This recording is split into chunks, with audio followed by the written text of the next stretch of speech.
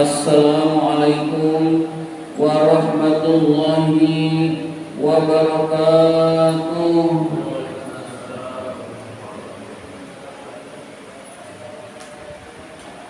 Alhamdulillahi rabbil alamin, wa bihi nasta'in ala umurid dunya waddin.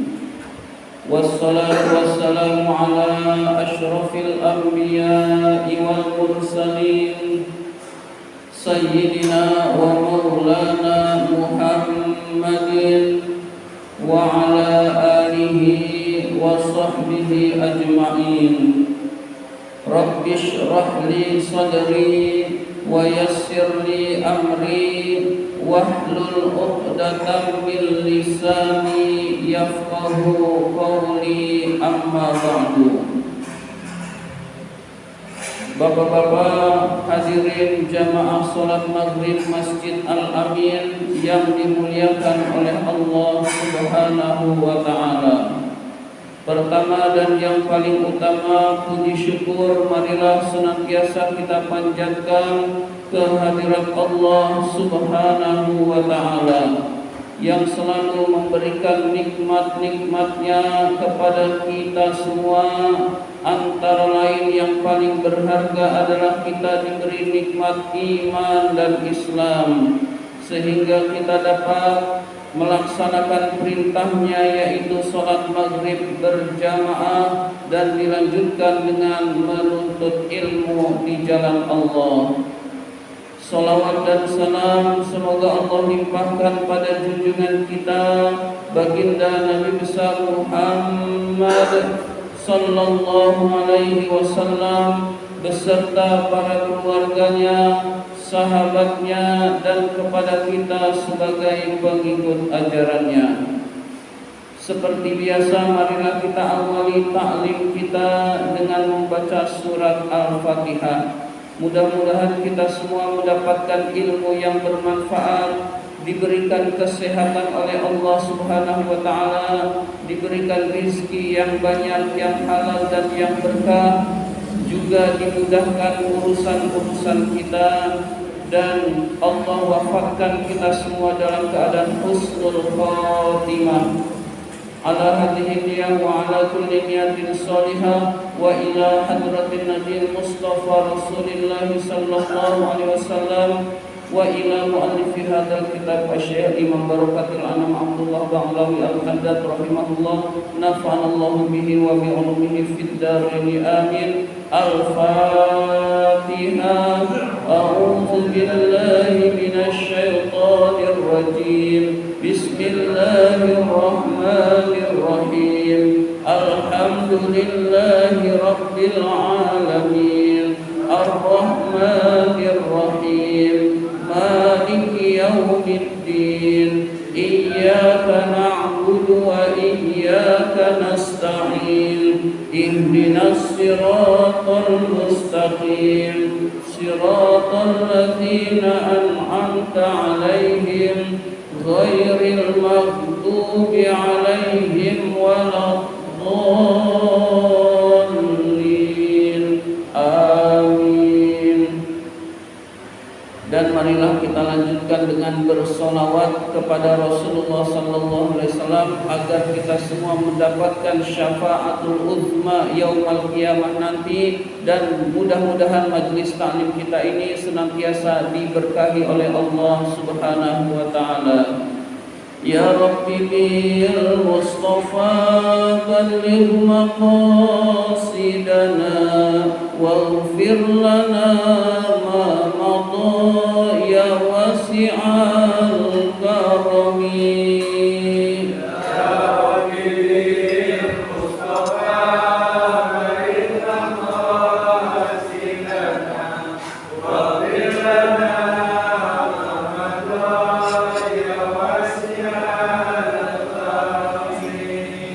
Muhammadun sayyidul qawlaini wa thaqalaini wal fariqaini min arbin wa min ajami. Ya Rabbi Mustafa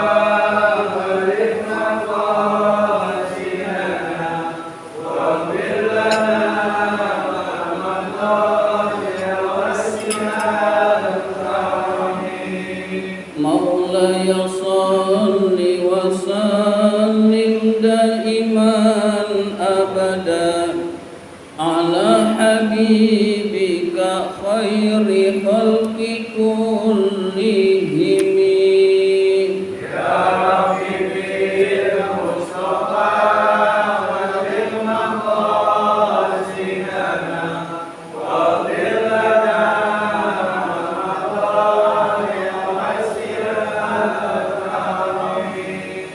huwal habibul ladzi turja syafa'atuhu likulli haulim minal ahwali muqtahimi.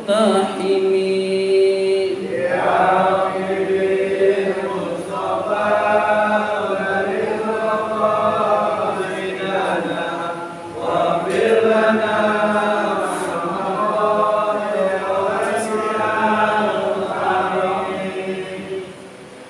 Bismillahirrahmanirrahim. Marilah kita lanjutkan taklim kita, pembahasan kitab An-Nasaihud Diniyah ini. Sekarang halaman 105, baris ketiga. Bismillahirrahmanirrahim. Qiyamul laili, bangun malam. Maksudnya bangun malam untuk melaksanakan ibadah kepada Allah Subhanahu wa ta'ala. Jadi mendekatkan diri kepada Allah dengan sholat 5 waktu atau berzikir atau membaca Al-Quran pada malam hari setelah tidur, itu disebut dengan qiyamul lail. Nah, orang yang melaksanakan qiyamul lail adalah orang yang melaksanakan salah satu dari sunnah Rasulullah Sallallahu Alaihi Wasallam. Bismillahirrahmanirrahim. Wa amma qiyamul laili, adapun qiyamul lail itu, adapun bangun malam untuk beribadah kepada Allah Subhanahu wa taala, fa fadluhu azimun, keutamaannya sangat besar. Jadi keutamaan bangun malam untuk ibadah kepada Allah itu sangat besar. Wa sawabuhu jazilun, dan pahalanya juga besar. Jadi pahala kita melaksanakan sholat pada malam hari pada saat orang lain tidur itu pahalanya juga sangat besar di sisi Allah Subhanahu wa ta'ala. Wal waridu, keterangan fi fadlihi, tentang keutamaannya, minal kitabi, dari Al-Quran, was sunnati, dan sunnah, syai'un katsirun, sangat banyak. Jadi keterangan-keterangan yang diambil dari Al-Quran maupun dari hadis-hadis Rasul tentang keutamaan qiyamul lail itu sangat banyak. Jadi qiyamul lail tidak diragukan lagi, keutamaannya, kesunahannya itu sangat banyak, baik dari Al-Quran maupun dari hadis-hadis Rasul. Hadirin sekalian, yatulu zikruhu, panjang sekali menyebutkannya, wa ya'suru hasruhu, sulit meringkasnya. Jadi karena keterangan tentang qiyamul lail dari Al-Quran dan sunnah ini sangat banyak, sulit meringkasnya dan panjang menyebutkannya. Hadirin sekalian, berarti pengarang kitab ini ingin menjelaskan yang ada di sini hanya sebagian tentang keutamaan qiyamul lail. Keutamaan qiyamul lail yang lainnya masih sangat banyak, hadirin sekalian, yang tidak sempat dijelaskan di dalam kitab ini. Hadirin sekalian, yang pertama, qala Allah ta'ala li rasulihi, Allah Subhanahu wa ta'ala berfirman kepada Rasulnya Sallallahu alaihi wasallam, Nabi Muhammad Sallallahu alaihi wasallam. Allah berfirman, ya ayyuhal muzammil, wahai orang yang berselimut, qumil laila, bangunlah pada malam hari, illa qalilan, kecuali sedikit. Jadi beribadahlah kepada Allah semalam penuh, sedikit saja tidurnya. Nah, ini perintah Allah kepada Rasulullah. Kalau kita nggak sanggup, nisfahu, setengahnya. Kita nggak sanggup nih, tidurnya sedikit, ibadahnya banyak. Allah kasih keringanan, nisfahu, setengahnya dah kalau bisa. Awin kus minhu qalilan, atau kurang sedikit dari setengah, atau kurang dari setengah, yaitu sepertiga malam saja deh. Coba, setengahnya nggak bisa, sepertiga malam buat ibadah hadirin sekalian. Auzid alaihi, atau tambahkan dari setengah. Jadi perintah Allah tentang qiyamul lail ini, pertama ibadah di malam hari, sedikit tidurnya. Itu nggak sanggup, Allah kurangi perintahnya, nisfahu, setengah malam buat ibadah. Nggak bisa juga, sepertiganya kalau bisa hadirin sekalian. Nggak bisa juga, ya minimal 15 menit sebelum tidur, sebelum subuh kita sudah bangun, sempat 2 rakaat hadirin sekalian. Jadi sebelum subuh sudah bangun kurang lebih 15 menit, bisa wudu, bisa 2 rakaat tahajud, lalu azan subuh berkumandang. Nah itu minimalnya buat kita hadirin sekalian. Sangat pentingnya qiyamul lail, sampai Allah menginginkan kalau bisa setengahnya hadirin sekalian, setengah malam untuk ibadah kepada Allah Subhanahu wa taala. Jadi perintahnya bertingkat hadirin sekalian. Yang mampu tidurnya sedikit lebih bagus, malamnya buat ibadah. Yang nggak sanggup setengah malam, yang nggak sanggup sepertiga malam, yang nggak sanggup lagi 15, kurang lebih 15 menit sebelum subuh kita sudah bangun, sempat 2 rakaat tahajud hadirin sekalian. Warattilil Qur'ana tartila, bacalah Al-Quran itu dengan tartil, dengan perlahan-lahan. Tujuan perintah Allah membaca Al-Quran dengan tartil adalah agar Al-Quran itu bisa direnungi kandungannya, setidaknya bacaannya tidak terburu-buru hadirin sekalian. Maka perintah bacaan Al-Quran itu tartila, dengan perlahan-lahan hadirin sekalian. Nah di sini bacaan Al-Quran dikaitkan dengan qiyamul lail, berarti ibadah yang utama setelah sholat sunnah hadirin sekalian adalah membaca Al-Quran. Jadi qiyamul lail itu isi dengan sholat, itu yang lebih utama. Kalau sholatnya berat, lagi malas, buat isi dengan baca Quran. Kalau baca Quran juga lagi malas, isi dengan zikir apa saja hadirin sekalian. Jadi itu tingkatannya, dengan sholat lebih utama, keduanya dengan baca Quran, ketiganya zikir apa saja. Kombinasi ketiga ini itu tentu lebih bagus lagi hadirin sekalian. Ada baca Qur'annya, ada sholatnya, ada berdoa kepada Allah Subhanahu wa ta'ala di sepertiga malam yang terakhir hadirin sekalian. Surat Al-Muzammil ayat 104. Summa qala ta'ala, kemudian Allah Subhanahu wa ta'ala berfirman, Inna rabbaka, sesungguhnya Tuhanmu, ya'lamu, mengetahui, annaka, bahwa engkau, taqumu, bangun, beribadah, adna min sulusayil laili, kurang dari 2/3 malam. Jadi meskipun orang lain nggak tahu, Allah tahu.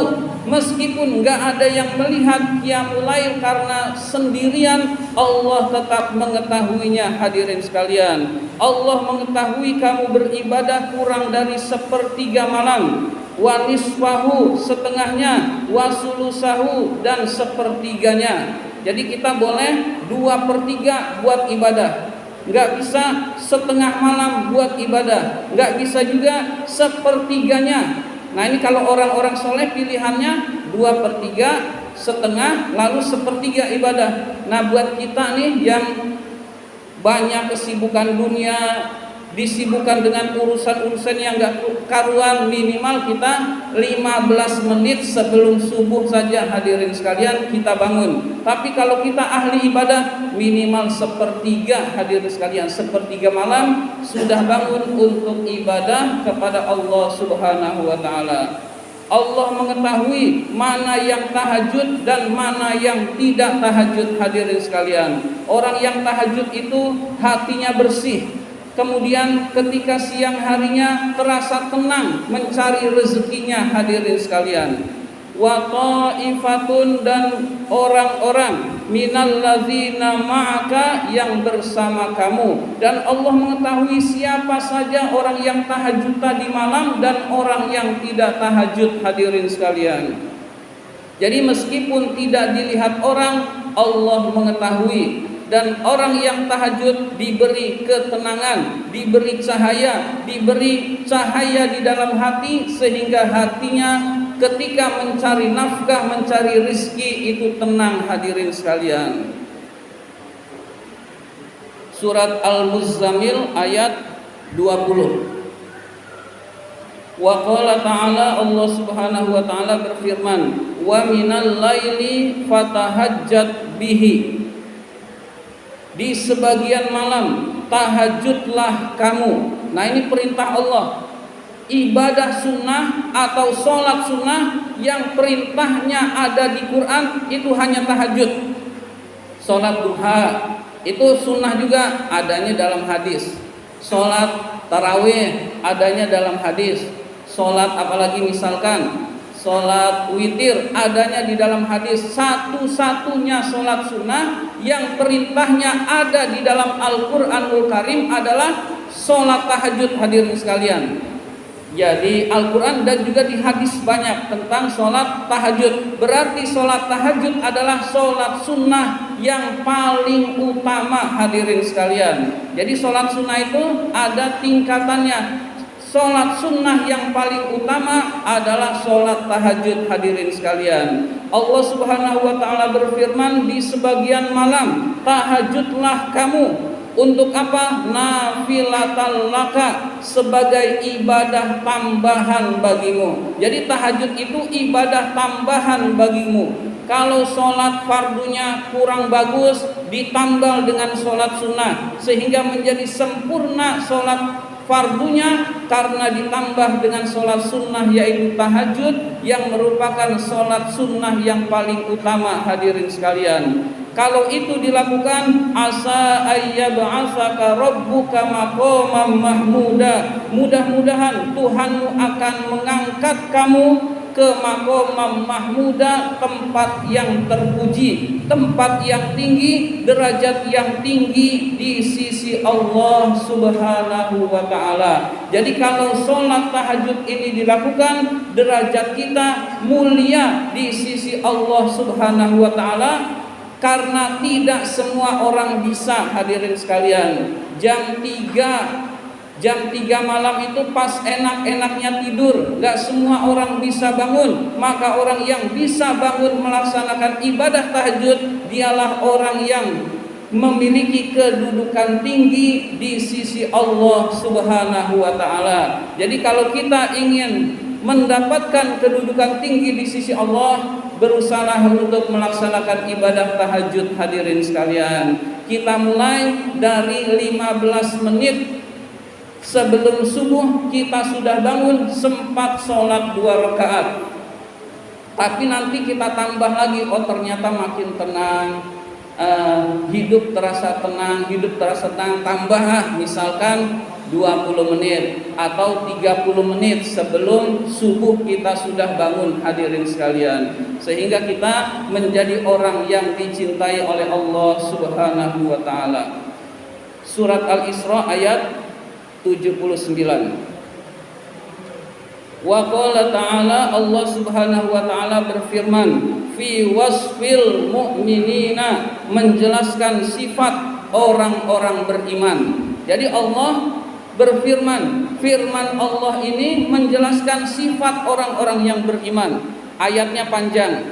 Kemudian sebagian sifat orang yang beriman ini Allah jelaskan, tatajafa junubuhum anil madaji'i, lambung-lambung mereka jauh dari tempat tidur.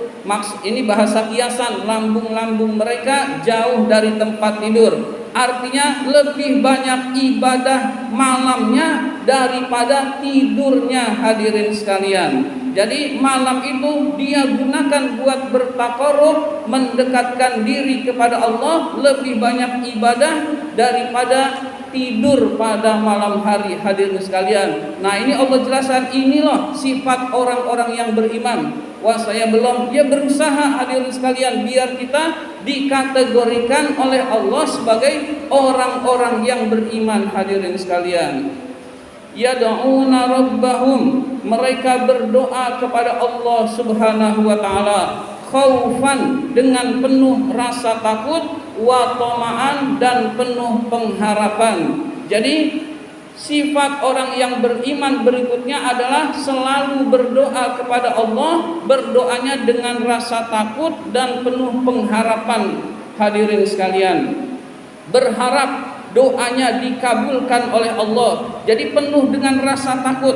Dengan penuh rasa takut berarti kerendahan hati, hadirin sekalian, kerendahan diri, hadirin sekalian. Bukan doa sambil joget misalkan, bukan doa sambil ketawa-ketawa, tapi doanya serius karena dia memiliki rasa takut kepada Allah dan berharap doanya dikabulkan oleh Allah Subhanahu wa taala. Jadi orang yang selalu berdoa kepada Allah, di samping dia berusaha, dia tidak lupa doa. Nah, ketika doa, doanya enggak asal-asalan, doanya sungguh-sungguh. Itulah ciri daripada orang yang beriman, hadirin sekalian. Kemudian yang ketiga, wa mimma razaqnahum yunfiqun, dan dari sebagian rizki yang kami rezekikan kepada mereka, mereka menginfakkannya. Jadi mereka menginfakkan sebagian rizki yang diberikan oleh Allah Subhanahu wa ta'ala. Jadi usahakan sebagian rizki kita ini kita infakkan di jalan Allah. Diinfakkan di jalan Allah maksudnya diinfakkan yang diperintahkan oleh Allah. Allah perintahkan berinfak di masjid, kita infak di masjid. Allah perintahkan membantu fakir miskin, kita bantu fakir miskin. Allah perintahkan bantu anak-anak yatim, kita bantu anak yatim. Jadi maksudnya berinfak di jalan Allah adalah berinfak yang Allah perintahkan, kesitulah kita bersedekah, hadirin sekalian. Nah, orang yang tidak pelit, orang yang tidak kikir, orang yang hartanya mudah diberikan untuk jalan Allah, dialah orang-orang merupakan ciri daripada orang-orang yang beriman, hadirin sekalian. Surat As-Sajdah ayat 16. Selanjutnya firman Allah berikutnya, wa qala ta'ala, Allah Subhanahu wa taala berfirman, kanu, mereka adalah, qalilan, sedikit, minal laili, pada malam hari, minal laili ma yahja'un, pada malam hari tidurnya, hadirin sekalian. Mereka sedikit sekali tidurnya pada malam hari. Jadi orang-orang yang dekat dengan Allah adalah orang yang tidur malamnya sedikit. Tidur malamnya sedikit bukan main catur, hadirin sekalian, bukan main kerambol, bukan. Ya, tapi boleh-boleh saja itu mubah, hadirin sekalian. Tidurnya sedikit maksudnya dia memperbanyak ibadah kepada Allah Subhanahu wa taala pada malam hari, hadirin sekalian. Dan itu adalah ciri daripada hamba-hamba Allah.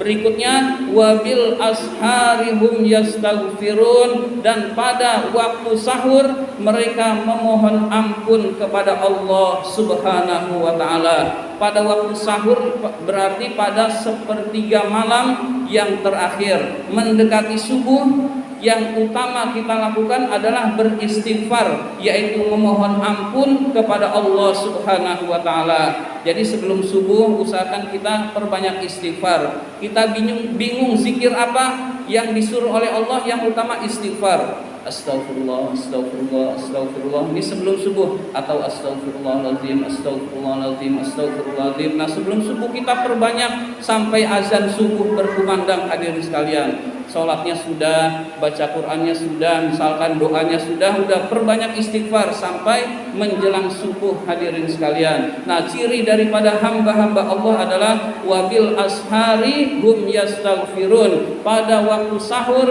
mereka memohon ampun kepada Allah Subhanahu wa taala, yaitu beristighfar kepada Allah Subhanahu wa taala. Surat Az-Zariyat ayat 17 sampai 18. Selanjutnya sudah hadis Rasul. Tadi semua itu ayat Al-Quran. Berikutnya tentang hadis-hadis Rasul yang berkaitan dengan qiyamul lail. Wa qala sallallahu alaihi wasallam, Nabi sallallahu alaihi wasallam bersabda, afdalus sholati, salat yang paling utama, ba'dal maktubati, setelah salat fardu, salat yang diwajibkan oleh Allah, salatul lail adalah salat malam, adalah salat tahajud. Jadi salat sunnah yang paling utama adalah salat tahajud. Salat yang paling utama setelah salat 5 waktu adalah salat tahajud. Salat 5 waktu itu nggak boleh ditawar-tawar, hadirin sekalian. Itu termasuk rukun Islam. Kurang tidak sholat 5 waktu, celaka hadirin sekalian. Meskipun tahajudnya rajin, hadirin sekalian. Jadi sholat 5 waktu sama sholat tahajud, meskipun sholat tahajud itu banyak keutamaannya, tetap lebih penting sholat 5 waktu, hadirin sekalian. Jangan sampai kita karena jalan-jalan lalu kita sampai meninggalkan sholat, sampai kita nggak sholat, hadirin sekalian. Usahakan waktu sibuk wajib, waktu senggang wajib, waktu sakit juga wajib, hadirin sekalian. Jadi jangan sampai sholat kita tinggalkan, hadirin sekalian, karena meninggalkan satu saja sholat 5 waktu itu dosa besar. Jadi satu sholat 5 waktu ditinggalkan itu dosa besar, hadirin sekalian. Apalagi kalau terus menerus, naudzubillah min dzalik. Jadi sholat 5 waktu itu nggak bisa ditawar-tawar, harus dikerjakan oleh setiap muslim. Mungkin ada yang bertanya, katanya la ikraha fiddin, tidak ada paksaan di dalam agama, kok sholat dipaksa? Nah itu hadirin sekalian, tidak ada paksaan dalam agama itu. Ente mau masuk Islam boleh, mau kafir boleh. Kalau sudah Islam ya wajib aturan-aturan Islam semua dijalanin. Mau Kristen, mau kafir, terserah. Tapi kalau sudah ngaku Islam, semua aturan-aturan Islam dijalankan. Tidak ada paksaan dalam agama itu, maksudnya adalah mau Islam terserah, mau tidak Islam juga terserah, hadirin sekalian. Tidak ada paksaan, itu maksudnya tidak ada paksaan di dalam agama. Tetapi kalau sudah masuk Islam, memeluk agama Islam, aturan-aturan Islam itu harus dijalankan, hadirin sekalian. Di antaranya sholat 5 waktu, di antaranya puasa Ramadan, di antaranya membayar zakat, hadirin sekalian, dan lain sebagainya. Aturan-aturan Islam itu dijalankan, hadirin sekalian. Jadi sholat 5 waktu itu yang paling utama yang harus dilakukan. Baru setelah itu adalah sholat tahajud. Jadi sholat tahajud adalah sholat sunnah yang paling utama. Kalau kita bisa melakukan sholat tahajud, maka insya Allah kita menjadi orang yang dekat di sisi Allah Subhanahu wa ta'ala. Mudah-mudahan kita semua dijadikan oleh Allah sebagai hamba-hambanya yang taat, hamba-hambanya yang mendirikan sholat, dan kita semua urusan kita dimudahkan oleh Allah Subhanahu wa ta'ala. Amin ya rabbal alamin. Ini saja yang dapat saya sampaikan. Terima kasih atas perhatian. Mohon maaf apabila ada kata-kata yang kurang berkenan. Wabillahi taufiq wal hidayah. Wassalamualaikum warahmatullahi wabarakatuh.